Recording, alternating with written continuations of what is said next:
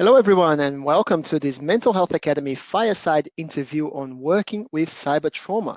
My name is Pedro Gondim. I'm Mental Health Academy CEO and your host for today. And joining us is the wonderful Jocelyn Brewer. Jocelyn, how are you today?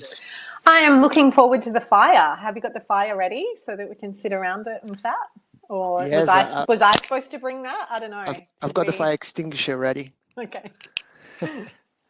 Thanks so much for joining us again, Jocelyn. For those of you that don't know Jocelyn, let me take a moment to introduce you to your speaker and tell you a bit more about her wonderful work. So, Jocelyn Brewer is a Sydney-based psychologist, and for those of you that are not in Australia, Sydney is in Australia, with a special interest in the psychology of technology and staying human in a digitally saturated AI-infused world, AI standing for artificial intelligence. She created digital nutrition in 2013 as a positive framework for addressing digital well-being issues and our love-hate relationship with technology. She holds degrees in human geography, secondary education, and psychology, and in 2021 completed a master's in cyber psychology at the Sydney University. In addition to her small private psychology practice, where she works with adolescents and adults, Jocelyn is a sought-after speaker, educator, and media commentator on issues related to cyber psychology, digital well-being, and mental health. Jocelyn, anything else you'd like to add to this little intro? No, I think that's plenty. I have a child. Does that count? Sometimes people like to mention their children. So I have one, and Yeah, she's that 7, counts. nearly 8. That counts, and it's both a motivation and a worry at the same time. Exactly. All right, so moving on, and we're going to share a link to Jocelyn's website via the chat as well. If you're watching this on demand, we're going to have links in the handout, so check that out. But before we start the actual questioning part of the conversation, let's quickly run through some housekeeping items. This is particularly relevant if this is your first Fireside with Mental Health Academy.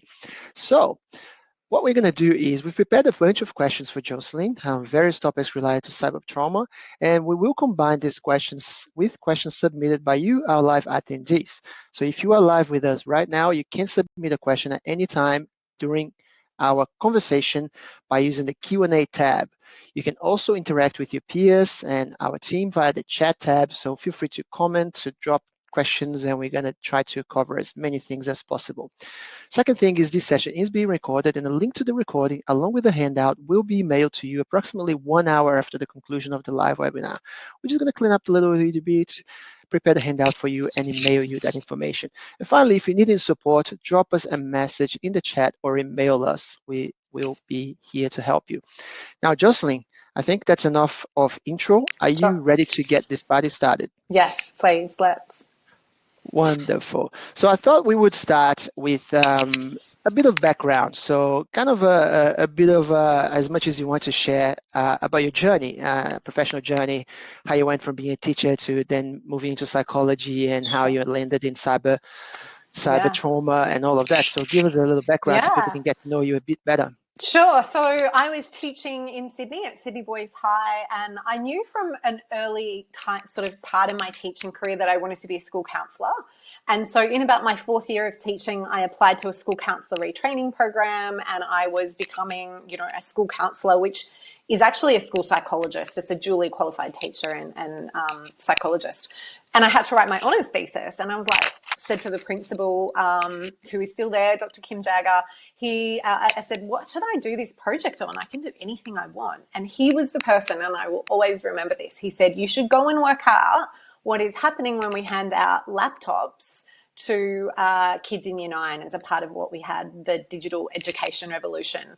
So from that time where I did that I started that in about 2009, to now, I've sort of been like a dog with a bone in terms of all of the issues around cyber psychology. So the intersection of psychology and technology, and how humans kind of really behave in all sorts of interesting and very different ways in online spaces. Through my travels, and, ironically, many of the kind of connections that I've made is actually through social media. So cybertrauma is something that was coined by Dr. Catherine Nibbs over in the UK. I was on her podcast way back in 2018. We've sort of been mates all the way through. I actually just was on her podcast again last week. She's sort of the goddess and the queen of cybertrauma in her work. So I guess when we're talking about this, I'm borrowing from and sharing some of the work as a subset, I guess, of cyber psychology is how we actually manage those traumatic experiences in online spaces, which maybe people have already seen the webinar that I did this year for the summit. I think that's going to be available on the platform pretty soon. But there's obviously lots of different forms of cyber trauma or online abuse, serious online abuse that we could sort of dig into.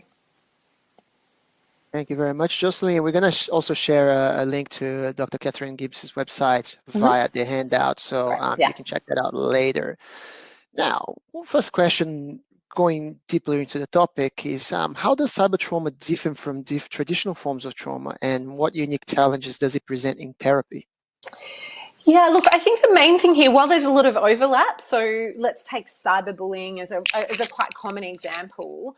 A lot of that bullying happens offline as well. So it's really that extension and the pervasive nature of the fact that any of us, and it's often young people, but it could be any of us, on our phone, maybe in our bedroom, maybe in bed just before bed, and we come across messages or content that is actually designed to, intimidate and harass us. So in terms of the way that it's kind of different, it's kind of that pervasiveness can then make spaces that you generally would think are quite safe, being in bed, hopefully, into something that can actually be the kind of location, the geographical location of those feelings and that traumatic experience and that hurt. So that's a key one, I guess. It's also, you don't know when it's coming, and I guess like with a lot of other traumas, you don't necessarily know when a trauma is about to come. There might be people around you that create some of those traumas, but that kind of the way that it can kind of appear can be quite different as well. It's unexpected.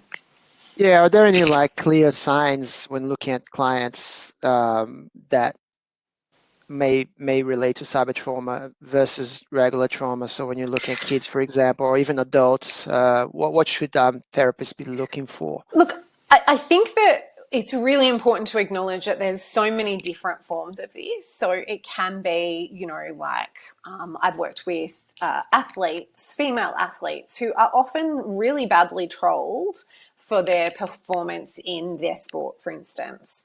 That's quite different than to kids who can't even maybe name exactly what's happening in online spaces that's making them feel dysregulated and showing up in lots of different ways. So depending on, I guess, how the client presents, my clientele generally come to me because a thing has happened and it's quite clear. So it's using a lot of the skills that we would already have as trauma-informed therapists, and to apply to that particular context.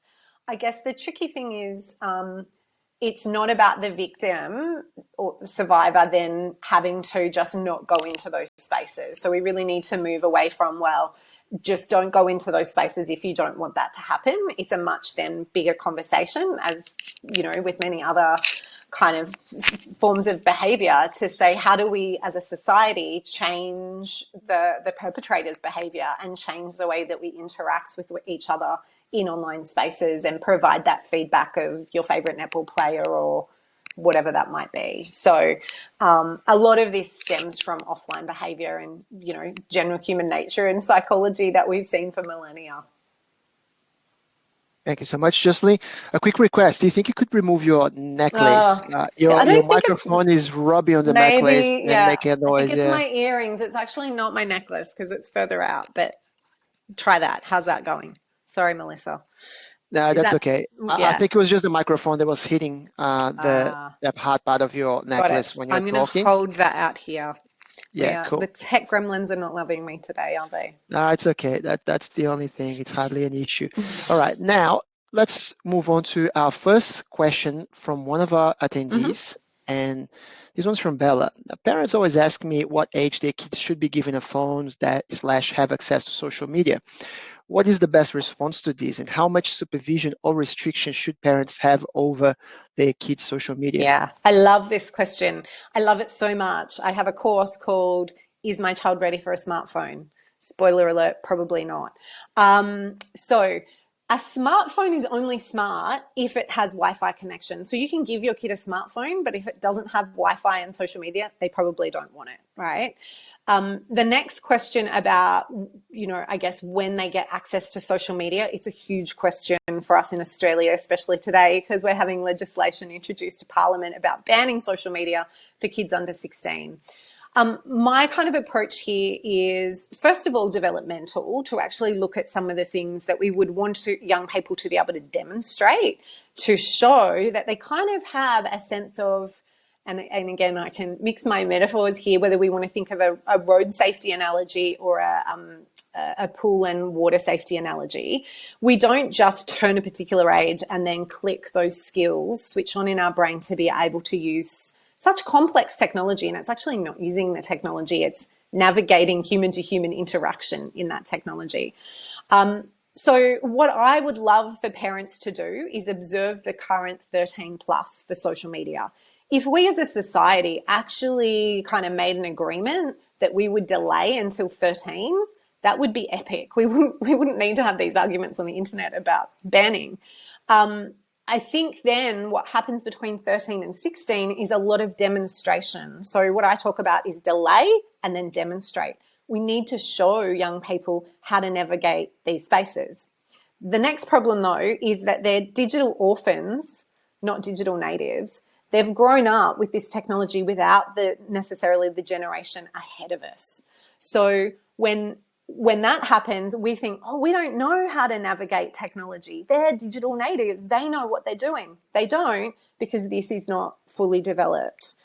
And so, sorry, this is a long answer to a relatively short question, which is it depends. We need to delay and demonstrate so that they've got skills to navigate all of the different kind of conditions, whether, again, you think about swimming in a pool versus swimming in the ocean, or driving an SUV on a beach versus driving my little, Suzuki Swift around town. We need to have lots of different skills for that, which only come through practice. So a lot of the conversations about ban literally say, well, remove the conversation about practice and how we actually develop those skills for all of us too, not just young people. Thanks, Jocelyn. I think this question inevitably segues into the discussion about banning social media for 16-year-olds under. So for those of you who are not in Australia at the moment, just a bit of context. So the government has announced that they're going to ban social media to people under 16. And there is a huge discussion at the moment. One side of the fence seems to think that that's a great thing because social media can be harmful. Kids won't have access to social media young, and then therefore the harm has been reduced or removed. And then there's the other side of the camp that say that's not the right approach, that, first you don't actually have a means to monitor that and to execute that, and it's going to cost a lot. And there's also going to cause issues with kids by not having access, etc. And I think the same discussion is happening in the US, but there's just been no government position in it yet. So people like Jonathan Haig are very much on the ban side of things. You have other researchers on the other side. Everybody has good intentions, obviously, and it's important that we state that up front, because everybody's just trying to help kids at the end of the day. So let's remember that. But Jocelyn, tell us your thoughts and why you think that, and maybe if you can mention some research as well, that would be great. Yeah, look, it's such a big topic, and absolutely, I want to be really, really clear that the thing that's missing here is that we're all trying to protect young people. And the approach is just absolutely differing from a range of perspectives. There's the technological perspective, which is we're trying to age verify. To verify someone's under 16 is actually to verify their identity. And to verify under 16, you have to verify the whole population. So from a technological perspective, we're actually trying to build a car before they've invented the wheel. The technology doesn't actually exist, yet we're trying to legislate that technology. There's lots of, and I haven't seen the legislation, it's been embargoed, it's literally just being released right now as we speak. But my understanding is what we need to do is have much more duty of care. So within that, there's a duty of care section, and I'm really interested in that duty of care, that's where we can make, I hope, some wiggle room. Generally, my position is I don't think bans are going to be effective. One, because I don't think that there's that technology there to actually do a good job. And again, I use the pool fence analogy here to say the pool fence of 13 currently exists, but it's not being observed. Many people are letting their kids into social media spaces and into that digital swimming pool before they're 13. Partly because the latch on the pool gate is broken. It's really easy to get, doesn't matter how good your pool fence is, if the latch to the pool gate isn't working, people are getting in. By building a higher pool fence, we're still not addressing that latch is broken, because a thing called a VPN allows you then to pretend that you're not in Australia, that you're in somewhere else that doesn't have those rules. So I think there's bigger questions, and again, we could do an hour just on this. The kind of short pace here too is that it kind of then gives parents the option to, literally, as the Prime Minister said, oh, no, sorry, mate, it's illegal, which doesn't then give you those lessons and those opportunities to work out how to navigate and how to swim in these waters or to drive this car. And we know that, you know, to use the car analogy, over the last 110 years or however long the car's been around, we've actually developed a lot more safety procedures. So we need to do that really quickly with technology. We don't ban cars because some people very unfortunately had car accidents. We actually make it safer. So by creating bans, I think it then reduces the impetus on tech companies to do a better job. And we see them very quickly do a better job by releasing, you know, teens' Instagram accounts. Yesterday, Roblox announced a whole range of different measures for kids who are under 13 on that platform, which is, again, designed for 8 to 13s or 8 and aboves. So we know that tech companies will be really responsive when we start to kind of apply the pressure, but I don't think this is the right kind of pressure because of a range of other things I won't go into right now. Marginalised youth. There's so many ways that technology is embedded. And I guess to come back to my digital nutrition philosophy, it's not all social media. It's some forms of social media, some influencers, some content, some misinformation, and we can actually curate that. Again, for those of you on Instagram, you can now reset your algorithm. So start from scratch and kind of retrain your algorithm based on what you want to see. So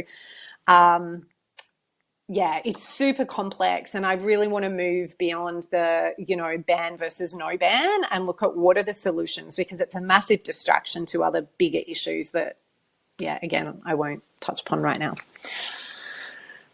That's a good point, and I think you spoke about incentives, and that's a huge thing, because no matter what camp you are, ban, don't ban, it's very clear that one of the major issues we have with harm coming from big tech companies, whether you're talking about YouTube or you're talking about Facebook, it stems from the problem of incentive. Those organizations' incentives, commercial incentives, and commercial structure is to get, you know, eyeballs and to get attention and to sell advertisement. Yep. So, like, as it is right now, there is a bunch of things that YouTube and Facebook could implement very quickly that would significantly reduce harm to kids, but they don't, because there's no incentive for them.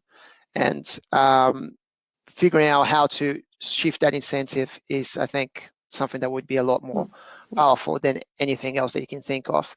But, you know, it's a emerging discussion. It's an emerging proposal, and, you know, people are going to learn one way or another, and hopefully things will improve with time.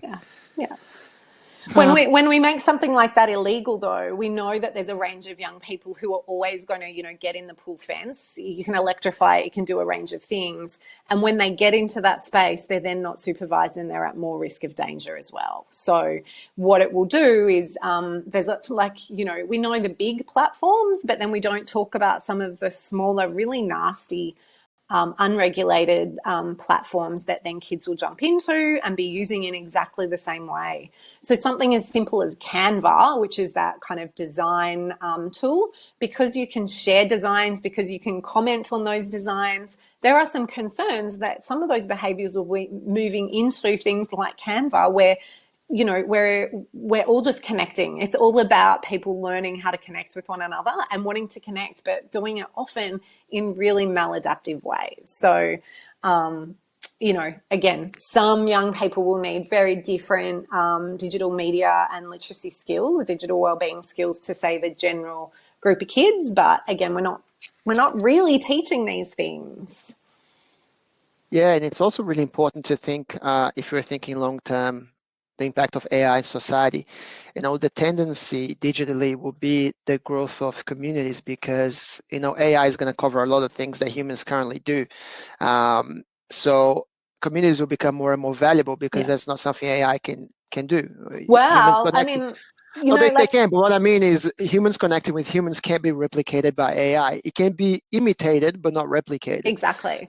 I don't So know the whether growth of digital you've communities is likely to, go exponentially. And if we yeah. don't teach people how to, be in commune in online, this is just going to explode. Absolutely. And, there's those examples, and again, tragic example of a young person who ended their life through and was in a kind of relationship with a chatbot. And that relationship, the epidemic of loneliness and how many young people, and again, to go to Kath's work, she's posted about this on Instagram this week, ironically, all about how many young people are actually in these relationships with AI chatbots that their parents don't know about, whether or not that's because the parents aren't able to meet their needs or are in that kind of busy grind, our own lives that are inevitably, invariably much more difficult than, 5 to 10 years ago, and certainly our parents. We need to keep an eye on this. You wouldn't let your kid play a physical game, if there was pickleball, you wouldn't let your kid go off to pickleball without going, well, what is pickleball and is it safe?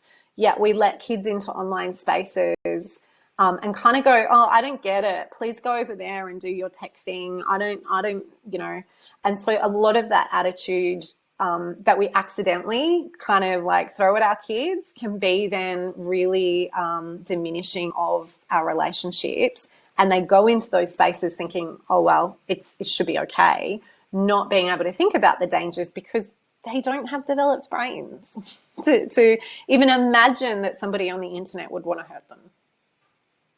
Thanks, Jocelyn. A couple more questions here from attendees. So Claire is saying, in the US, we have to rely on DSM diagnosis to bill insurance. Currently, the DSM-5 TR does not allow cybertrauma to qualify as PTSD.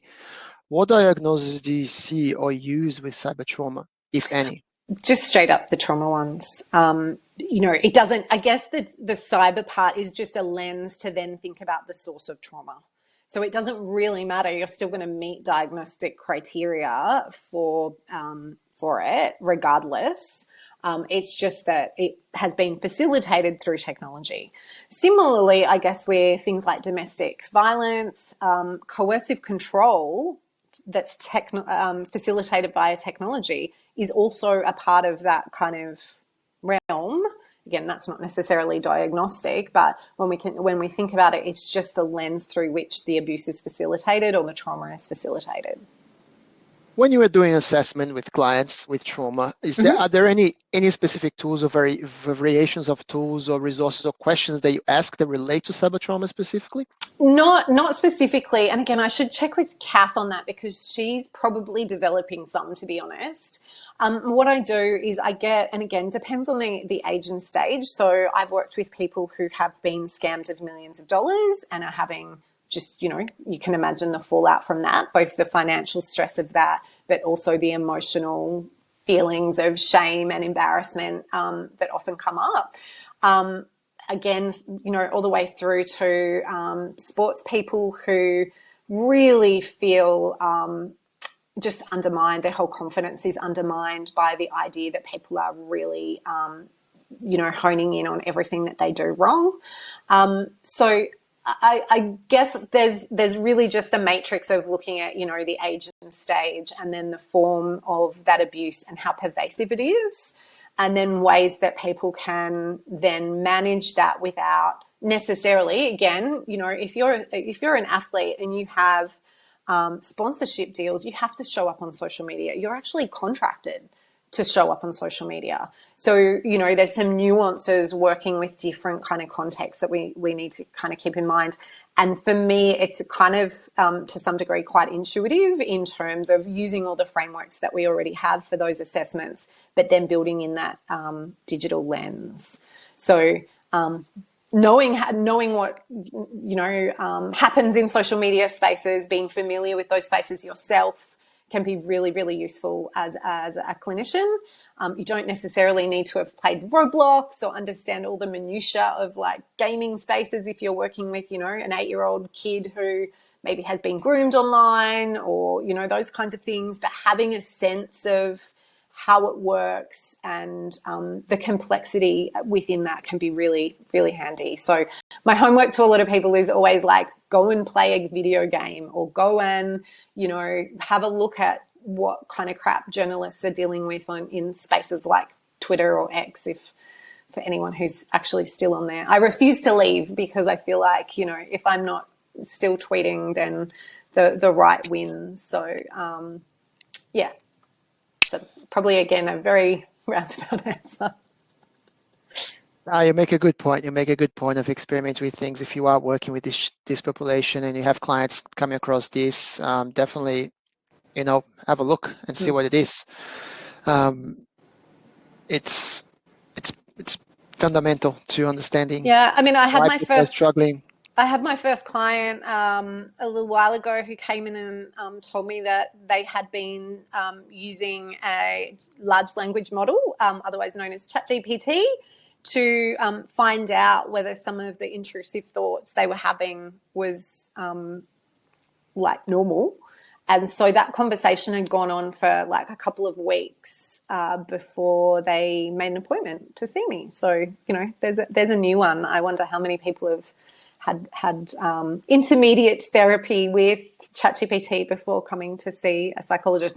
It wasn't trauma related. It was just, you know, here's how technology is really shaping our lives.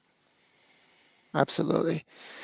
Yvonne is asking, how do we manage the trauma of the young people who have been sextorted, given that it's harder to actually manage any of their images online or to manage the idea of their image possibly being online? Absolutely. So sextortion, if you're not familiar, is like extortion for nude images or, you know, sexualized images. So we call this technically image-based abuse. And one of the awesome things that we have in Australia is the Office of the E-Safety Commissioner. It started in 2016, 15. It's nearly 10 years old, actually, as the Office of the Children's E-Safety Commissioner. And the remit of the Commissioner, Julie Imman-Grant, has actually increased exponentially in I think she's been doing the job for about 6 or 7 years now. So you can actually report image-based abuse through the E-Safety Office and, well, you have to report it to the platforms first. So this is for children as well as adults. You report it to the platform first. If it's not removed, you then report it to the e-safety office and they can use their powers to have it removed. So that's the kind of technical part to it. In terms of the counselling part to it, this is where, again, depending on the context, we really need to think quite broadly.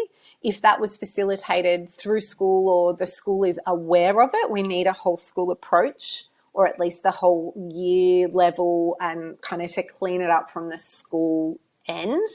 I know that maybe it didn't happen, you know, at school or on school devices, but the school plays a really big role, and there are resources that schools can use and access through the e-safety office for these kinds of situations. So we're doing best practice postventions to support the victims, but also address, you know, the wider school community.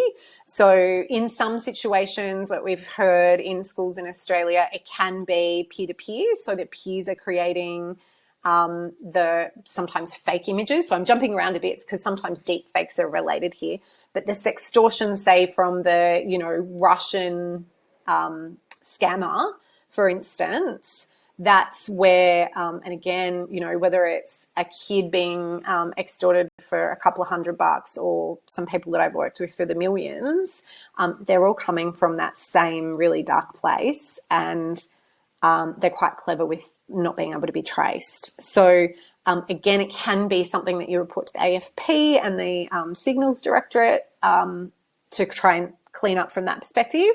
But then just with young people, it is about really creating safe spaces and reintroducing them to kind of sandbox spaces with really trusted people in them. So you can use the benefits of feeling connected and sharing memes and participating in online spaces in the way that you like to without some of those fears around it.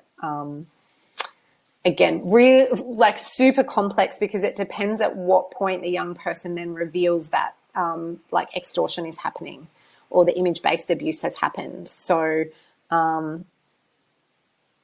talk to your kids, that's probably that biggest message is around kind of keeping an eye on what's happening and also being that absolute safe space where kids can feel like they will come to you regardless of what has happened, and that you will listen and take it seriously and not just take their phone away, because that's their biggest fear is like, I tell you something bad happened on the internet, you're going to take my phone away. And kids would prefer you did not do that.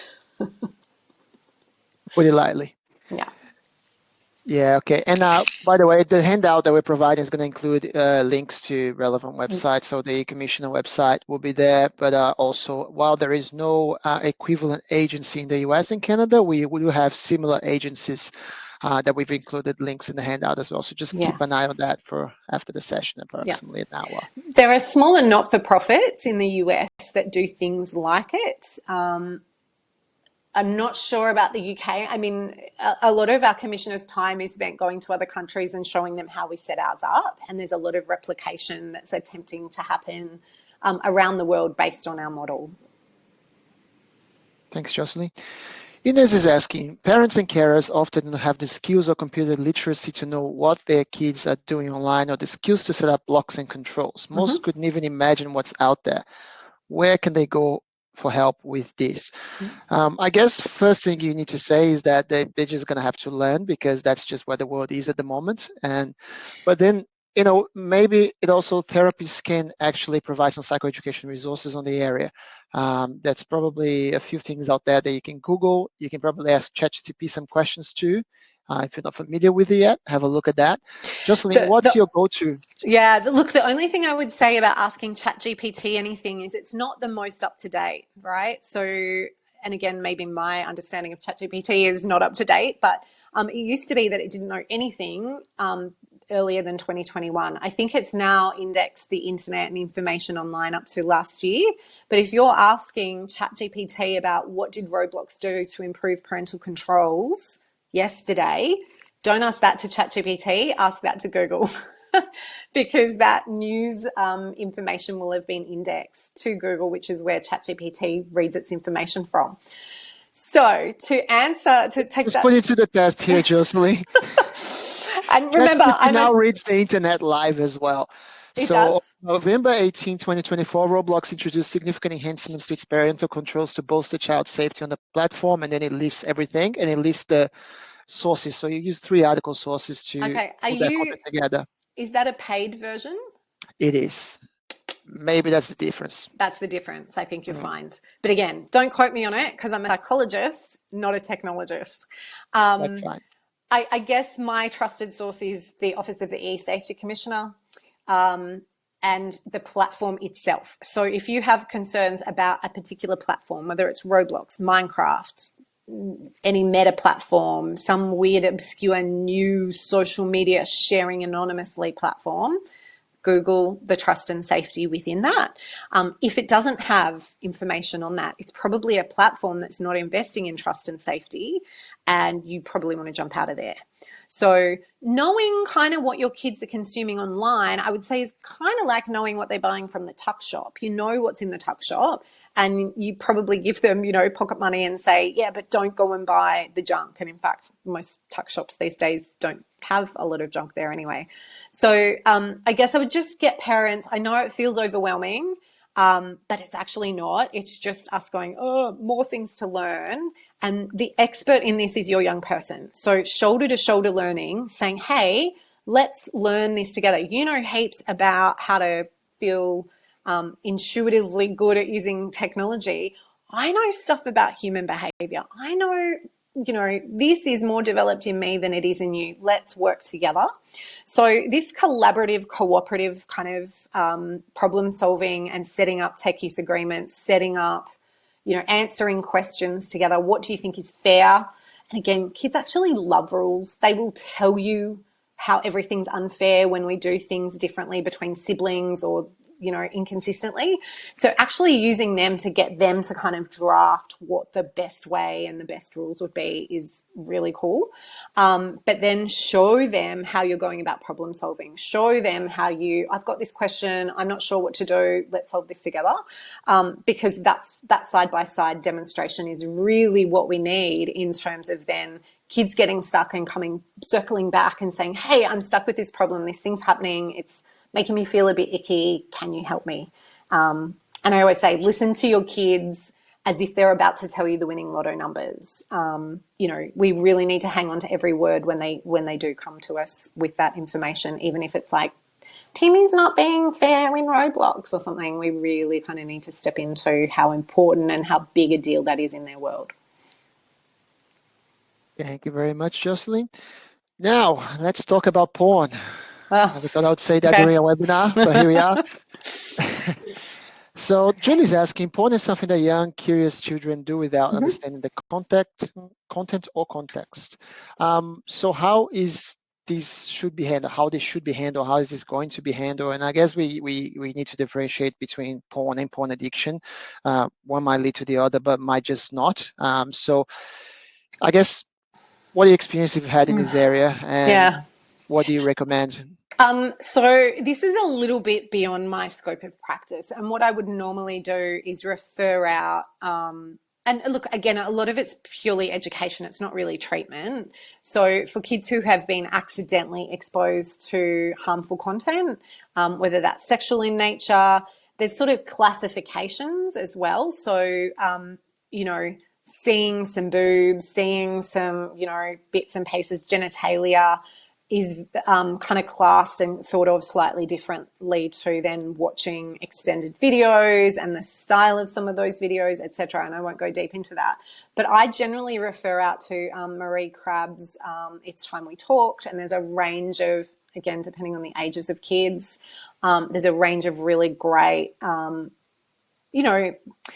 it's actually not about the porn, it's about respectful relationships, and then identifying like porn is not real life, this is how sex happens in real relationships, etc. So I guess is the question around preventing some of that, because some of that prevention, like even with the best net nanny tools, kids are sometimes going to get exposed. They might go to their friend's house and they don't have those tools there. Kids are naturally curious and then think they're sharing something funny. There's a whole range that gets transmitted. So education, talking about it, kids feeling like they're safe to come and say, hey, I saw this thing and it's not making me feel good, rather than creating those collective secrets. And check out the Mental Health Academy. Yes. You answered to the extent of that you can answer. In the Mental Health Academy course catalog that anyone joining this live now should have access to, there are numerous courses covering behavioral addictions by Dr. Amanda Giordano, including a credential course. So porn is covered more extensively throughout that. So have a look at those programs if you want to take a deeper dive on this topic. Now, Jocelyn, I want to play a little sort of not a role play, but an analysis of a therapy session with you. So a parent brings a child, let's say it's an adolescent or a young kid, to your therapy rooms, and they say, they're struggling, don't know what it is, right? So you then are going to start talking to the client as you're building rapport, and I guess at some point you're going to start asking some questions to try to assess where the issue is and where it's coming from. And I would suspect that as a therapist who is aware of the cyber environment nowadays, you would at some point try to ascertain how this kid's relationship with the digital world is, to see if that could be the source of, distress. How do you address that? What questions do you ask, or how do you start that conversation? because obviously with a lot of kids, their digital world is kind of their thing that they do with their friends. They don't want to talk to adults about it. So I would suspect, not being a therapist, that you have to exercise some caution when it comes to approaching them about those topics, because they might be like, hey, why are you asking me about my Instagram account or my Snapchat or whatever it is. So how do you normally approach the topic? What are some opening questions that you try to ask them to connect with, and so on? I'd love you to share some of that information. It's very practical. Yeah, absolutely. So look, this is all a part of the general rapport building and background kind of gathering stuff that I do. So I don't see children in primary school. I only see high schoolers. And I ask where I can. I ask, and again, it depends on the referral. Sometimes it's really specific. Sometimes it's just like, we don't know what's going on with that kid. But as a part of my general intake, I get parents to fill out a general form, very basic. And then I actually ask the young person to answer some questions for me too. I make it optional. And I say, well, if you don't do this before, I'm just going to ask you, like in session, we're going to use session time. So, have a play around. And they often, send me stuff because they feel like, so there's this digital disinhibition effect. When we're typing into the internet or we're in online space and we're not necessarily looking at one another, we usually tend to disclose and share things about ourselves that are slightly different to when you're literally sitting over there in that chair and I'm going, so what do you do on the internet? Are you having fun? That kind of, that's not how I counsel, obviously. But so I've already gathered a little bit of information. So I've got some hooks there. And I just sort of do stuff where I'm like, so everyone seems to be on their phone all the time. I'm kind of sometimes grumpy with my kid because she won't turn the TV off. Do you have, issues or arguments, or is there any conflict around how you use screens? What do you think your screen use is like? Do you think that might be getting in the way? And often we've already talked about sleep, or we've talked about mood and generally what they notice. And then I might weave in things like, oh, so when you're feeling that way, is that because you've maybe just spent heaps of time on the internet and you've been scrolling without a lot of purpose, or things like that? I guess most kids, by the time they're coming to see you, know that you're going to ask them about some of these things. And depending on the young person, they're either eager to, absolutely share, or it can take, 3, 4, 5 sessions for them to start to trust you and open up. I often too just say, hey, by the way, I'm not going to tell you not to be on TikTok. I'm not going to tell you you shouldn't do something. I'm just going to explain more to you about how that app works and how the algorithm works and how some of the things that you probably haven't thought of because you're 15 and I'm an old lady, and then how this works for you. Because, again, mine is much more developed. I've had, 30 years more brain development than you have, so we can't expect you to be there yet. And then we mold the two. So often young people are like, oh, I didn't realize that's why we sleep. I didn't realize that was why sleep was important. I didn't realize that's how attention gets tamed and curtailed and hijacked. So when we give young people kind of non-judgmental information, they tend to make their own decisions about that over time. We don't actually have to say, turn off get the bright light out of your phone, out of your face before bed and all those sorts of things. They often are really, really excited to hear about how their body works, and it explains a lot to them about why they're feeling what they're feeling and why that's probably a normal thing to be feeling given the context of life in 2024. Nearly 2025, my goodness. Yeah. Does it help to disclose information about previous clients that might be similar to them? So let's say, a year ago I had a client that was your age and they were struggling with a similar thing and they did this and that, and now they're much better.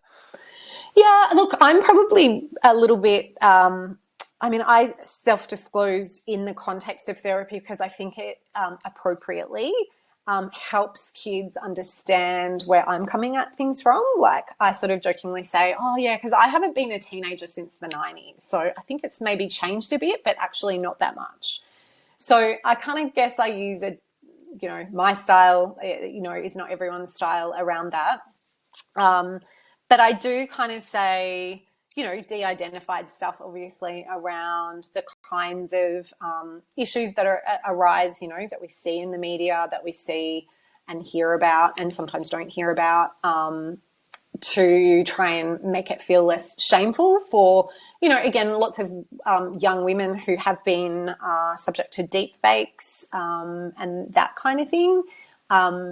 Really kind of creating survivor networks and networks of people who have had that shared experience and people who are further down the healing track. One of my really good friends way back, like this would be over 10 years ago, was a teacher, an art teacher at a boys' high school in Western Sydney. And literally kids back then were photoshopping her head into porn and screenshotting that and saying, oh, look at this teacher's porn channel and sharing it around.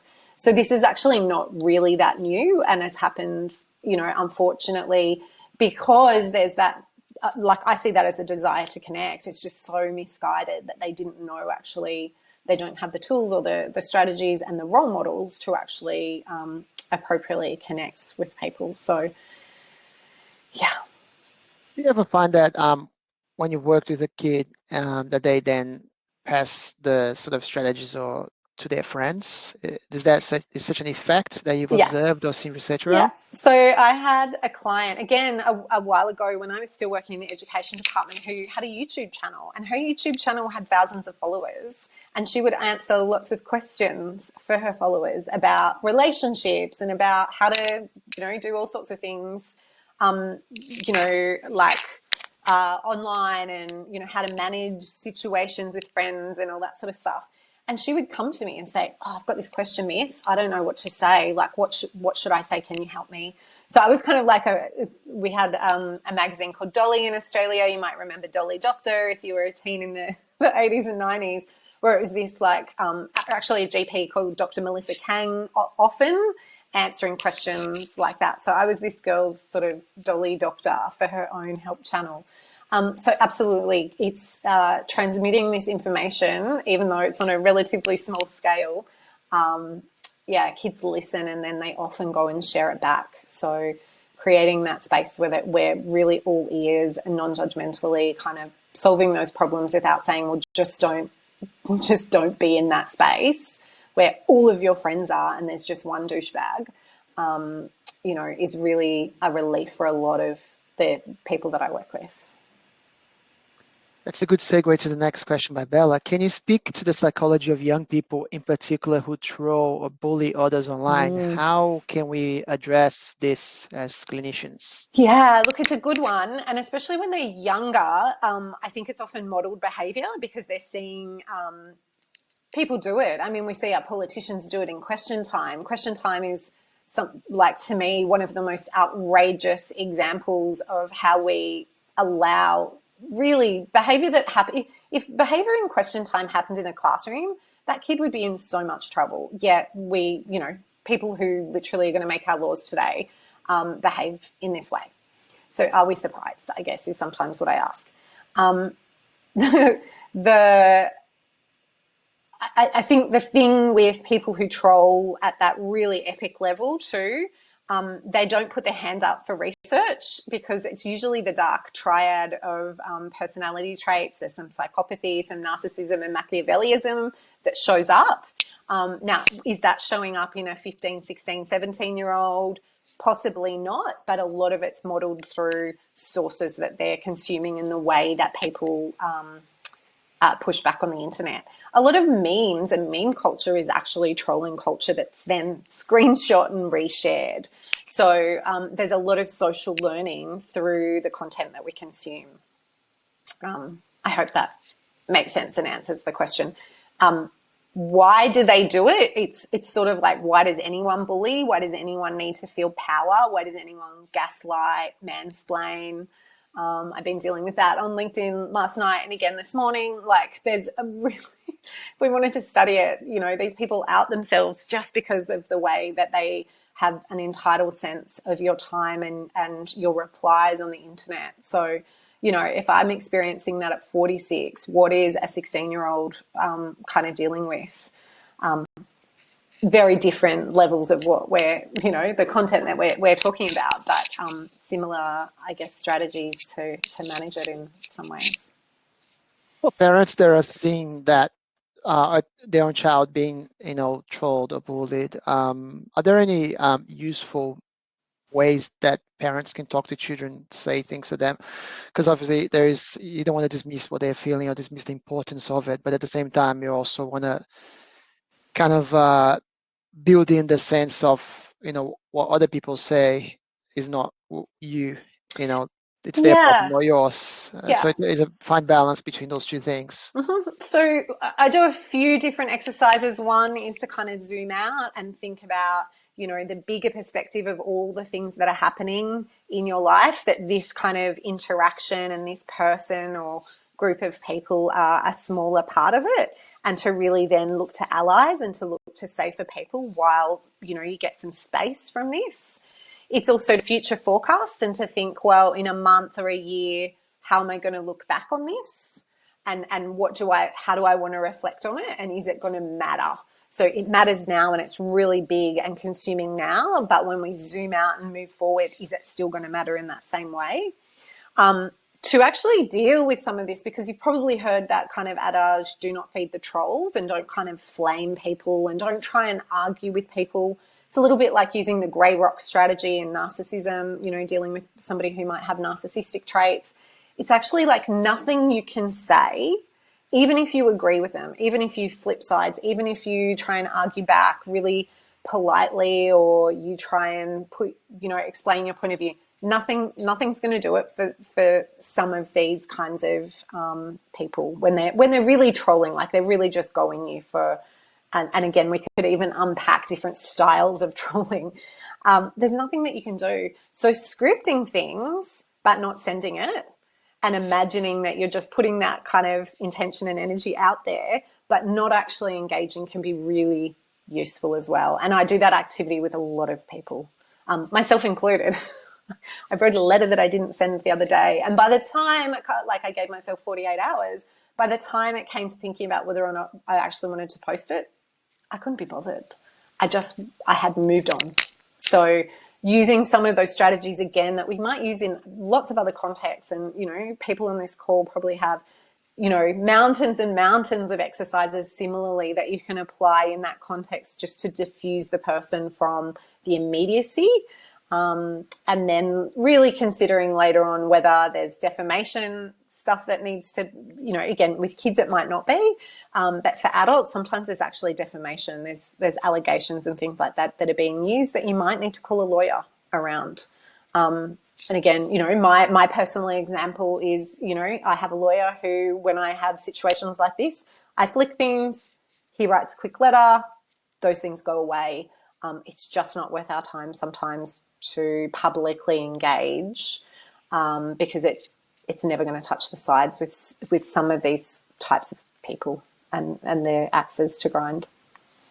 And then you've got the algorithms giving them a lot of publicity as well, because, they love a good fight, the old algorithms. Yeah. Yeah. And, you can't fight fire with fire sometimes. It's not aligned to many people's values, is to not use those same tactics against those people. It just doesn't sit well. And again, I'm talking here much more about adults, often, academia, journalists, people in the public eye, whether they plan to be in the public eye and, set out, I want to be an influencer and I want to have this public profile, or just ended up that way. There's a lot of psychology that sits behind, what we share, why we share, how we share. And I'm working on like a mastermind to help people who end up in that kind of position to develop some of the skills around really getting aligned to your values and communicating really well, but also like taking no BS from people who really just set out to waste your time, getting you to reply to random strangers on the internet to justify your position or whatever. Yeah. Yeah. A course on online discourse might be a useful thing to have in high school these days. Yeah, absolutely.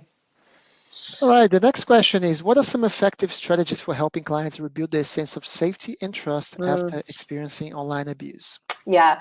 One of the things that I do, and this might sound counterintuitive or almost contradictory to what I said before, is to create a whole new account. So rather than leaving the space, let's say it's, I don't know, something that happens on a main social media platform, that you actually start a new account and you only welcome in really trusted people. So you feel like you have that sandboxed experience without necessarily having to step into particular spaces where you think, oh, something could happen. Obviously, there's lots of tools that you can use. You can use the block button. You can use the mute button. You can, there's lots of things built into the platforms that you can exercise as well. So it depends on the context. It depends how serious it is, how pervasive it is, how much your safety, your physical safety, has also been threatened. So we know that doxing, which is basically releasing personal details and encouraging people to physically vilify you, is one of the strategies that people use. And again, our own e-safety commissioner has been doxed. She has, had her threats to her physical safety, death threats to her children because people don't agree. So we need to be really clear on some of the differences between somebody who's bored on the internet, who's really passionate about netball and wants to really reply to absolutely every comment that you make, versus somebody who is inciting actual physical violence. Like, they're very different approaches that we would take. Thank you very much. Now, one of the, probably cornerstones of the preventative efforts is also to try to, build resilience in young people and adults, for that matter as well. When it comes to building resilience towards, cyber harm, are there any specific strategies or approaches that cyber psychologists use?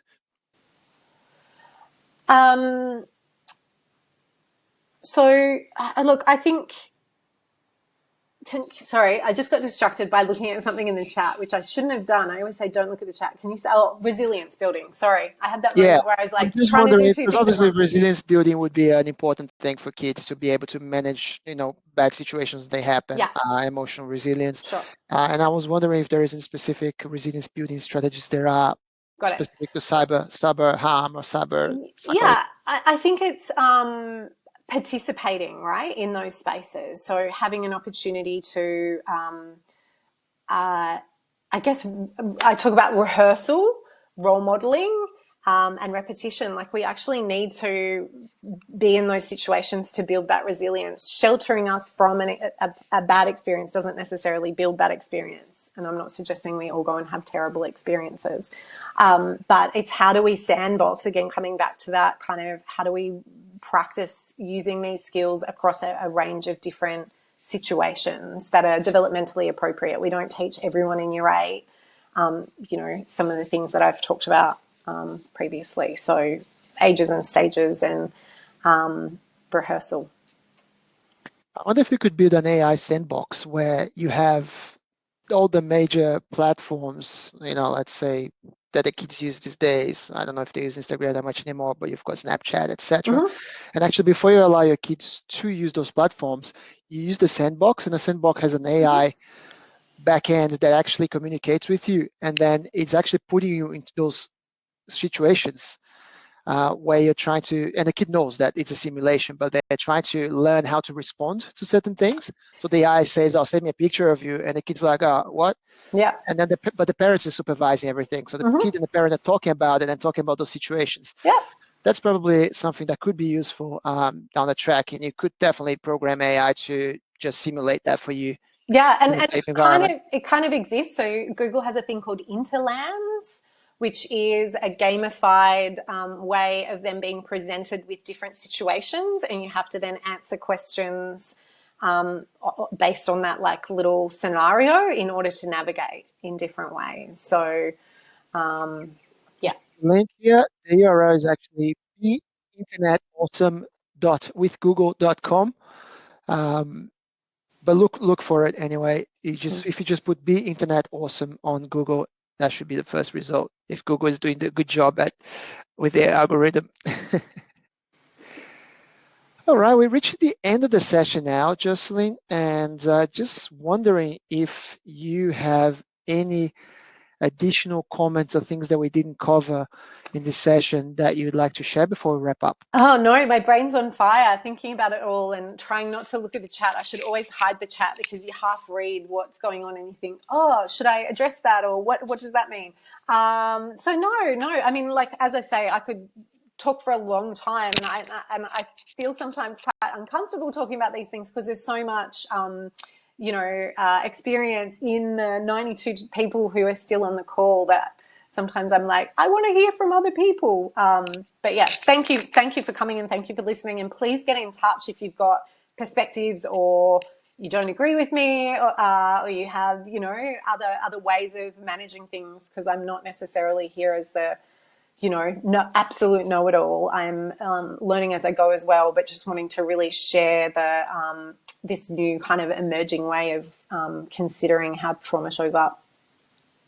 Thank you so much, Jocelyn. And for those of you that are watching this on demand or have, are connected with us now, just remember this is a very nuanced topic. It's very personal, very personalized, very complex, and also very emerging.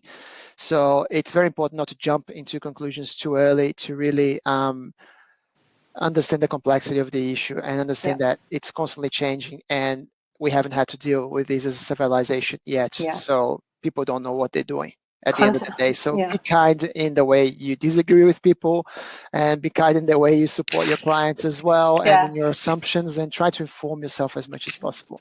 I always say we should be curious, not furious. And I think at the moment, lots of people are much more furious than they are curious. So we do our best. We do our best. Less curiosity and more curiosity, guys. Thank you. Thank you once again, Jocelyn. Really appreciate your time. And for those of you who joined us online, thank you so much for joining us. And thank you for watching these later on demand. Have a great day. Thanks. Ciao.